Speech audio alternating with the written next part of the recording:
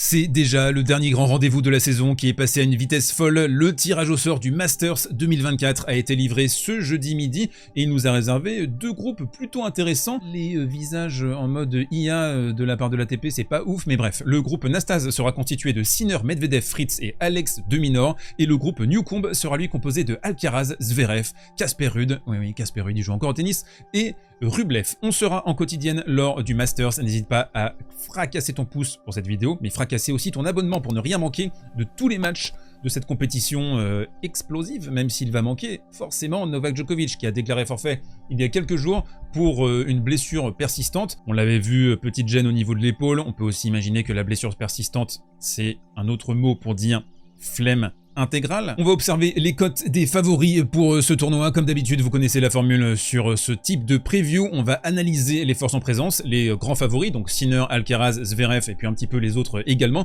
Et je vous donnerai le vainqueur de ce tournoi. Cette vidéo est sponsorisée par Winamax. Vous avez toujours une offre exceptionnelle. C'est jusqu'à dimanche avec 15 € de free bet immédiatement, pas besoin de faire le moindre dépôt. Cette offre est cumulable à l'offre précédente qui vous donnait jusqu'à 100 € de free bet, uniquement valable pour toute première inscription et surtout uniquement valable pour les adultes responsables. Jouer responsable, c'est super important. On regarde donc les cotes. Jannik Sinner qui est favori, mais pas grand favori d'après les books, et moi je suis pas vraiment d'accord avec ça. Vous me dites ce que vous en pensez, hein, mais je pense que Sinner il est large favori de ce tournoi. Carlos Alcaraz à 3, ensuite on a Zverev à 6, Medvedev à 9, pareil. Très respecté par les books, mais je suis pas d'accord avec ça. Ce sera ensuite Tyler Fritz à 15, et puis on a trois joueurs qui sont pas forcément espérés en demi-finale.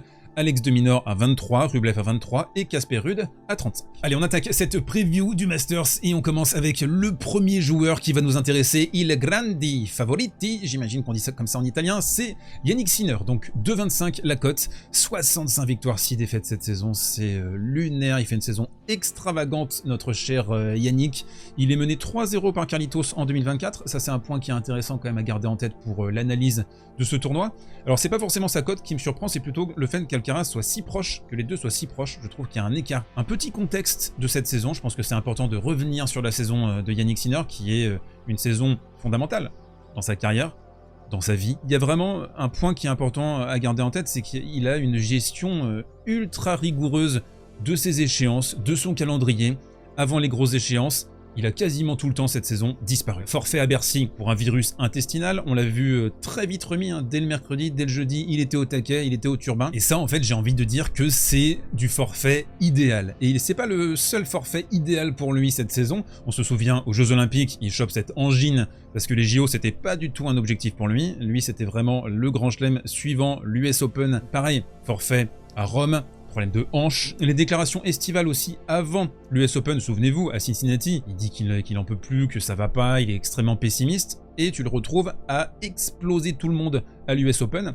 D'ailleurs, il y a un point qui est intéressant à noter pour nous, le problème à la hanche qui a semblé miner sa saison, il a totalement disparu, on est d'accord. Et surtout, en fait, il a disparu juste après la révélation de son double contrôle positif. Le timing est intéressant. Nonobstant, la saison de Jannik Sinner a été rythmée par ce double test positif au close table, d'abord dans l'ombre pendant 5 mois et ensuite dans la lumière à partir de sa victoire à Cincinnati contre Tiafoe. Ça a été révélé et là, forcément, ça a pris une proportion assez énorme.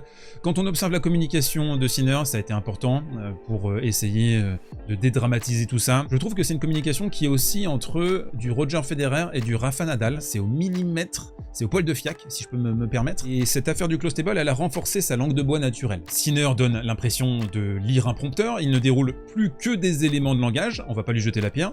Je pense que c'est normal à ce stade-là, de reconnaissance, de fame, son statut aussi de numéro 1 mondial, il y a beaucoup de pression, il y a les sponsors aussi, hein. Là quand tu vois Lavazza avec Agassi qui font un truc au moment de l'US Open, quand tu vois également Darren Cahill qui est très présent sur ESPN, qui est consultant, on lui déroule hein, son câble, on lui dit vas-y exprime-toi sur Sinner, défends-le. Donc il y a toute une machine, il y a tout un système qui protège Jannik Sinner actuellement. Vous allez me dire peut-être ce qu'on appelle l'establishment. Mais oui, on sent hein, que l'establishment tennistique s'est soudé autour de lui, que c'est le Golden Boy, peut-être encore plus que Carlos Alcaraz, qui pourtant était ce Golden Boy annoncé en 2022, en 2023. Là, je trouve que, après, c'est circonstanciel, hein, forcément, vu ce qui s'est passé avec Sinner. Là, il y a vraiment tout le monde du tennis qui s'est resserré autour de lui. les médias, les sponsors, l'ATP, on le sent. On rappelle, l'ATP, le président c'est Andrea Gaudenzi, qui est italien. Le Masters se déroule en Italie, à Turin. En parallèle, il y a une énorme ascension du tennis italien ces dernières années, donc on se rend compte que l'un des pôles très forts du tennis actuellement, là en 2024, c'est l'Italie. C'est en Italie que ça se passe. J'ai entamé l'analyse de Sinner autour de sa gestion de calendrier et de ses blessures, de ses maladies juste avant les grandes échéances, et en fait, il faut le dire, il a superbement bien géré sa saison, c'est remarquable. Son temps de jeu aussi, qui a été très bien lissé, avec toujours un peu ces limites d'endurance qu'on n'a pas vraiment résolu, les matchs au-delà de 4 heures, de 4h30, de 5h. Et il y aura toujours cette question-là avec Sinner, cet enchaînement physique. Et je trouve que pour un gars qui a remporté 2 grands chelems, 3 Masters 1000, 7 tournois au total, en pleine saison olympique, ne jouer entre guillemets que 76 matchs, c'est tout à fait remarquable. Franchement, c'est une gestion qui est parfaite, il est magnifiquement bien entouré. Parlons sportif désormais, et c'est important de le repréciser, Jannik Sinner est un monstre absolu en indoor. Il a toujours été, bien avant son explosion fin 2023, qui s'était passé d'ailleurs un petit peu dans ce contexte de l'indoor, parce qu'avec son tennis asphyxiant, avec sa couverture de court, également avec sa faculté à jouer très vite, très tôt et à bombarder des deux côtés, en indoor c'est parfait pour lui parce qu'il n'y a pas de variation, il n'y a pas de vent, le rebond est toujours le même, donc c'est idéal pour magnifier ses caractéristiques. Cette saison et depuis fin 2023, le service il est amélioré. Dans son jeu, il y a un rapport sécurité-agressivité qui est fantastique. Son niveau plancher c'est le plus élevé du circuit, donc il peut envoyer des soucoupes volantes tout en ayant de la sécurité, ça c'est complètement remarquable. Son plan A décapsule 98% du circuit. Il a amené de la variation dans son jeu, c'est une variation à la marge, mais elle est toujours à propos, quoi. Ses amortis, sa manière parfois d'aller vers l'avant, c'est peut-être une fois sur 10, 2 fois sur 10, mais à chaque fois qu'il le fait à bon escient. Donc l'identification, elle est terrifiante. Chez lui, il est très très bon là-dessus. Son allonge est folle, très utile au retour, et donc il sera a priori quand même assez frais, vu qu'il n'a pas joué à Bercy, et il a pu se préserver. Donc c'est un tournoi, si on résume un petit peu tout, qui semble dessiné pour lui, à tous les niveaux. Et déjà l'année dernière, il perd en finale sur Novak, parce que Novak est en mission, et il y a un esprit revanchard par rapport à la défaite en poule, mais il était déjà franchement pas très loin de remporter ce tournoi. Donc quand on observe sa poule, ce serait une surprise gigantesque qu'il ne finisse pas premier. On bascule désormais sur le deuxième favori, Carlos Alcaraz, coté à 3 selon Wina, 52 victoires, 11 défaites cette saison, et un contexte de saison qui est très particulier pour Carlitos. Il y a quelque chose d'étonnant chez lui, c'est la saison de tous les paradoxes, avec des hauts très très hauts, des défaites inexplicables parfois, un niveau de jeu qui coule, une façon de procéder, de jouer. On se souvient le match à Cincinnati contre Monfils. Si Jannik Sinner est tout le temps à 9 sur 10, Carlitos, il a des pointes à 11, qu'il arrive à maintenir parfois pendant un certain temps, mais il est capable de chuter à 4 sur 10. Mais quand on observe la saison, 2 grands chelems, une médaille d'argent olympique, la finale des JO, le plus grand match de la saison, mais paradoxalement, 3e mondial, derrière Alexander Zverev, donc ça c'est quand même assez particulier. Si on remonte quelques semaines en arrière, la finale à Pékin était fabuleuse, c'est le meilleur match depuis l'US Open, mais il y a toujours un doute chez lui sur ses qualités en indoor. On n'est pas encore fixé, parce qu'il est plus facilement débordable. On a vu le match contre Humbert sur une surface très rapide. Tu lui mets des bombes, tu lui mets des soucoupes, il sait plus jouer, quoi. Il est complètement vers l'arrière, il est à 4 mètres de la ligne de fond, il n'arrive pas à distiller son tennis, il n'arrive pas à rentrer dans le court. Et Carlitos, c'est un gars qui a besoin d'être à l'intérieur, qui a besoin de distribuer, qui a besoin de jouer selon ses propres termes. On doit relever également ses plaintes à Bercy par rapport à la vitesse du court. Je suis pas fan de ça, je trouve qu'un grand champion doit toujours trouver des solutions. Que ce soit sur rapide, sur des cours un petit peu plus lents. D'ailleurs, quand on regarde les stats et quand on regarde les grands titres, quand on regarde les victoires d'Alcaraz, il brille beaucoup plus sur les surfaces lentes, là où il a du temps. L'année dernière, Turin, c'était un CPI de 44, donc c'est considéré comme rapide. Les premières observations, les premiers retours, et notamment celui de Sinner, nous indiquent que la surface manifestement devrait être un tout petit peu plus lente que l'année dernière. Ça reste à confirmer, on va le savoir très vite à partir de ce dimanche, mais ce serait à son avantage si c'était ralenti. Au-dessus de 38-40 de CPI, c'est pas forcément les conditions où Alcaraz brille le plus. Le problème pour lui généralement, c'est que son allonge est pas ouf, elle est un tantinet déficiente, et surtout côté revers. Un peu difficile pour lui de défendre côté revers, alors quand il se fait bombarder sur des surfaces rapides, là on voit clairement qu'il y a un petit manque à ce niveau-là. C'est le meilleur joueur du monde derrière sa deuxième balle, sur les 52 dernières semaines. Très important aussi de garder ça en tête, il est à 57,2% de points remportés, il est juste devant Jannik Sinner. Mais par contre, il est simplement 14e sur les jeux de service tenus. Et ça, c'est un critère qui est méga important en indoor sur des surfaces qui sont rapides, parce que dès que tu perds ton service, c'est très difficile d'aller le récupérer.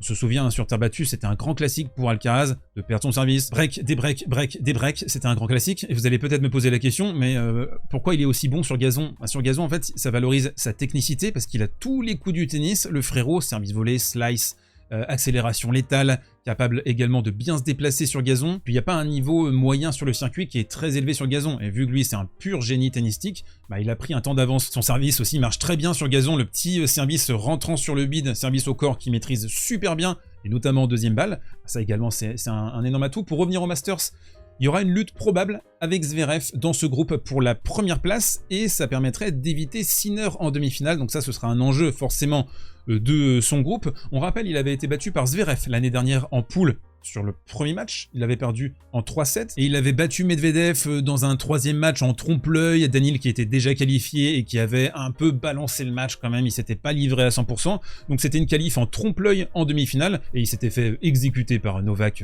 en demi. Il n'y avait pas eu du tout de match. Là, cette année, une non-qualification en demi-finale serait quand même vécue comme un énorme échec. Allez, on bascule sur le troisième favori. Ensuite, les outsiders. On ira beaucoup plus vite sur la fin de la vidéo. Et donc, c'est Alexander Zverev qui a remporté Paris-Bercy il y a quelques jours maintenant. Il est coté à 6 par Wina. 66 victoires, 20 défaites cette saison. C'est un volume de match qui est conséquent. 86 matchs, c'est beaucoup, évidemment, dans une saison. C'est pas encore Yevgeny Kafelnikov, mais c'est pas mal non plus. Zverev, c'est un colosse en indoor rapide. Il l'a rappelé à Bercy. Déjà double vainqueur au Masters, le frérot, il bat Novak en finale, il bat Medvedev en finale, des gros Yankees sur cette surface, dans ces conditions-là. Alors la vraie question pour lui, c'est son gaz. Pas ses gaz, hein. Est-ce qu'il lui reste du jus et encore de l'endurance mentale pour aller s'enchaîner 5 matchs, terminer la saison à 91 matchs, finir aussi forcément sur une victoire contre un énorme joueur en finale du Masters? Ça, c'est une grande question, hein. Bon, après, vous allez me dire, il va pouvoir mettre à l'épreuve ses entraînements entre les matchs, après les matchs, pendant la nuit, après la finale contre Humbert à Bercy. Le gars, il est déter. Il a dit, bon, et Misha aussi, son frère, a dit, on a remporté Bercy, c'est un petit truc, on avance, on a d'autres objectifs plus concrets que ça. Ok, très bien. T'as d'autres objectifs que de remporter des Masters 1000. C'est peut-être le début de quelque chose qu'on tient là pour Zverev, mais en même temps, je trouve que il sera pas jugé sur ce tournoi. C'est ça qui est assez paradoxal, qu'il remporte un 3e Masters ou pas. Finalement, est-ce que ça a fait une grande diff dans sa carrière, dans son palmarès? Pas vraiment, à mon sens. Et en fait, même, ça pourrait éventuellement lui mettre encore plus de pression sur l'Open d'Australie 2025, parce que là il serait attendu gros comme une maison, comme il était attendu gros comme une maison début 2022, parce que s'il avait remporté l'Open d'Australie 2022, il était numéro 1 mondial et il remportait son premier grand chelem. On bascule sur les 3 outsiders de ce tournoi. On va pas parler de Casper Ruud, désolé. On va pas parler non plus de Alex de Minaur, désolé pour les fans de Bip Bip australien. On va parler de Taylor Fritz qui cumule 49 victoires pour 21 défaites cette saison et qui est plus crédible, je trouve, enfin, qui est dans son prime. Taylor Fritz, il est plus crédible sur les grandes scènes, dans les grands moments, sur les grands matchs. Alors pas contre Novak Djokovic à Shanghai, bien sûr, ne soyez pas taquins, mais il bat 2 fois Zverev en Grand Chelem cette saison, et notamment à Wimbledon où il remonte de 7-0, c'est pas mal quand même. Il fait un match énorme contre Tsitsipas à l'Open d'Australie. C'est un de ses plus beaux matchs en carrière, je trouve. Il a été hallucinant de maîtrise, les revers aussi, revers long de ligne, et c'est ça peut-être... Le coup qui est sous-coté chez lui, c'est que son revers, il est pas mal. Hein. Il est bien meilleur que ce que certains spécialistes osent dire. Mais t'as un gros service, t'as un gros coup droit, t'as quand même des qualités pour animer le jeu, surtout sur une surface comme ça. C'est le 7e serveur du circuit. Donc il a les armes. En même temps, quand tu regardes ces dernières semaines, il fait first à Tokyo. Bon, il arrive cramé. Il fait first à Paris-Bercy, entrecoupé d'une finale à l'US Open et d'une demi à Shanghai. Donc est-ce qu'il a refait du jus ?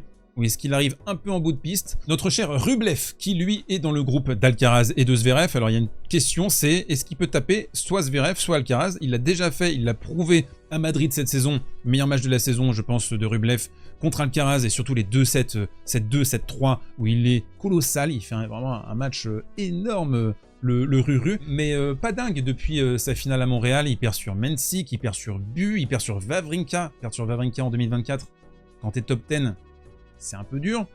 Il perd sur Cerundolo également à Paris-Bercy, ce qui a failli d'ailleurs menacer sa participation au Masters, mais l'idée pour Rublev, elle sera très simple, essayer d'aller griller la place soit Alcaraz, soit à Zverev. J'ai conservé le meilleur pour la fin, on va parler de la Danilade Daniil Medvedev, coté à 9 d'après Wina, donc il est très respecté par les books en tant qu'ancien vainqueur de ce tournoi. A priori, quand même, excellent joueur en indoor. Il avait remporté le Masters en 2020, le Masters du Covid contre Dominic Thiem. Feu Dominic Thiem qu'on embrasse. Et dimanche, là, 14h, il y a un match qui est déjà capital pour lui, c'est parce que ça va être contre Taylor Fritz. Et c'est un match qui peut déjà révéler l'identité du deuxième homme de ce groupe, parce qu'on imagine que Sinner va finir premier. Mais Daniil, il me donne un sentiment de vulnérabilité ces 2 dernières saisons. Il y a un peu de mieux, voilà, il se bat, mais le service, il est catastrophique. Tu sais qu'il va faire des doubles dans les moments chauds. Il est souvent breaké, et ça, c'est terrible. Il est souvent débreaké aussi. Il mène 5-4, il sert pour le 7, et il se fait débreaker. C'est un grand classique, quoi. On voit ça, mais on a vu ça des dizaines de fois. Mais c'est un relanceur formidable, mais c'est un matcheur élite. Il est incroyable, Daniil, pour toujours essayer de grinder, de trouver des solutions, de se battre. Vraiment, c'est un gars qui a ça dans le sang, qui a ça dans son ADN. L'objectif des demi-finales, il est là. Évidemment, mais moi je trouve qu'il y a un petit potentiel à accident quand même. Et bah justement, le match là à 14h ce dimanche, il va nous en dire beaucoup. Une fois qu'on a dit tout ça, et qu'on n'a pas rappelé que Casper Ruud n'est plus un joueur de tennis depuis sa turbo-chiasse contre Zverev, et ça nous fait beaucoup de peine à Roland Garros, et que Alex de Minaur essaiera d'aller créer la surprise et d'aller en demi-finale, ce serait très beau, ce serait un énorme résultat pour lui, première participation au Masters. Donc une fois qu'on a dit tout ça, je pense que Jannik Sinner devrait remporter ce Masters à la maison, ça me paraît écrit. J'ai l'impression qu'il n'y a pas vraiment de suspense, hein. C'est ça qui est ouf, ça me paraît assez dingue. Le fait qu'il n'y ait pas Novak, Carlitos qui en indoor, t'y crois pas trop, Zverev qui va arriver sur la jante, Medvedev qui a trop de faiblesses, et les autres, non, ça paraît trop loin, quoi. Je sais pas, dites-moi ce que vous en pensez dans les commentaires, mais voilà, ce serait une surprise pour moi qu'un autre joueur s'impose que Jannik Sinner en finale du Masters. On se retrouve très très vite pour couvrir ce tournoi. D'ici là, portez-vous bien, prenez soin de vous, arrivederci.